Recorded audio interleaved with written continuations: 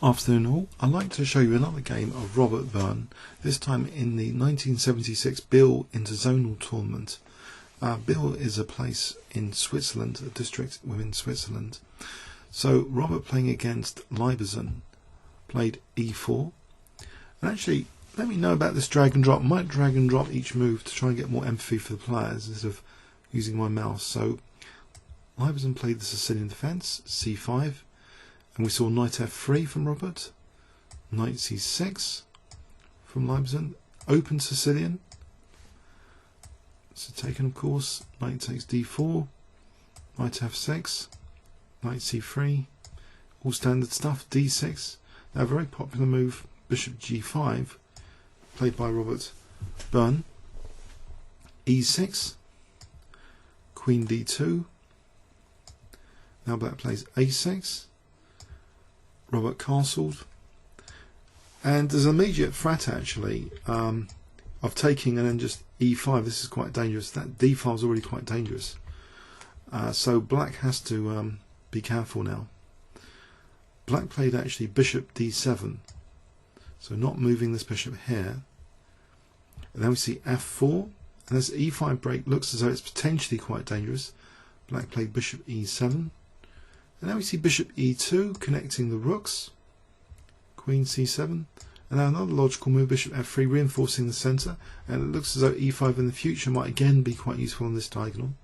Now black plays quite a controversial decision to castle queenside, and I wonder how many of you on YouTube would think this is a perfectly reasonable idea to castle queenside in the Sicilian defence. I believe actually there's an Achilles heel in black's position.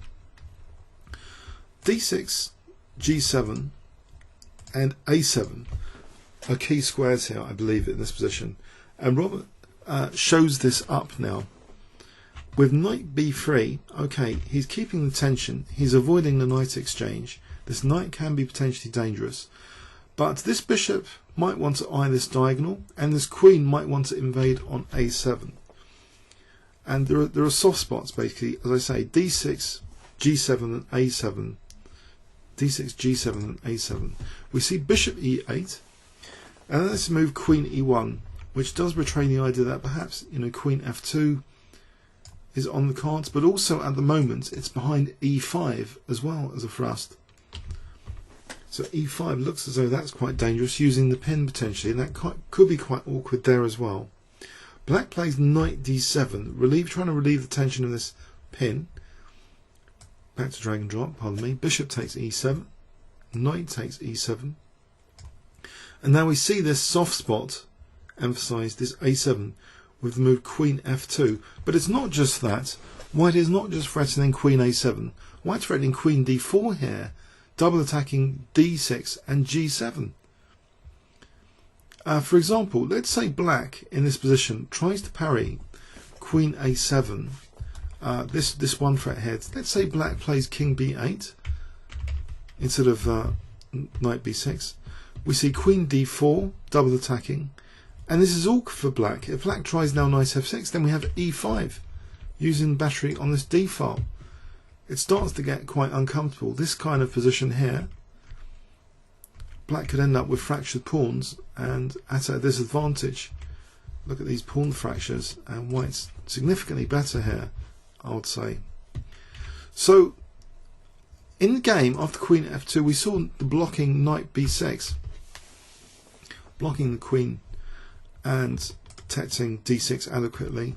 And then we see rook d3, as though there's an idea of either doubling the rooks or using the c3 square later. Bishop c6. Then we see knight d4, as though that bishop's going to be munched.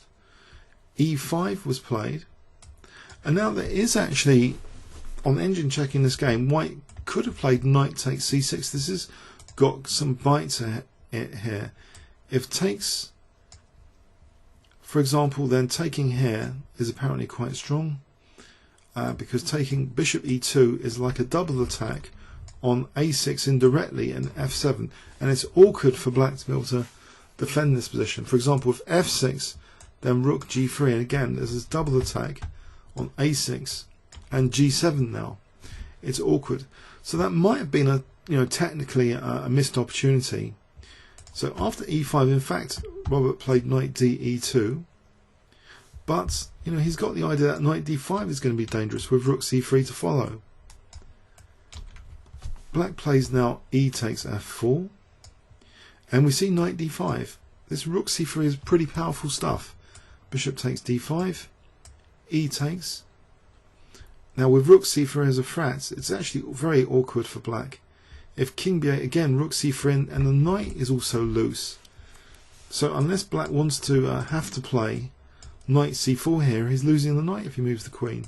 Knight c4 seems awful. It looks as though b3 might be just winning a piece without too much complication, or queen d4 is strong here. It doesn't look good. Okay, so black stops rook c3 with knight a4, but now again we see this powerful central move, queen d4, double attacking g7 and a4, and Liberzon plays queen d7. And the interesting thing here is that maybe black's relying on some sort of counterplay after queen takes g7. Possibly the queen's a target for things like knight f5 in some lines, or even just potentially using the knight on a4 in some way later. But okay, here we see actually the move knight takes f4, not just keeping that queen central with opportunity to either take on g7 or invade on a7, and keeping hold of this knight. The queen must be defending the knight here. We see knight f5 protecting g7, and the queen goes to that a7 square. So how critical is this? If the queen's not supported, then this shouldn't be too dangerous. Let's do this move again with drag and drop. Get a bit more empathy. So queen a7. Why is this so dangerous? Well, after knight h4, which seems quite logical going after this bishop, can you guess what white played in this position if I give you 10 seconds starting from now?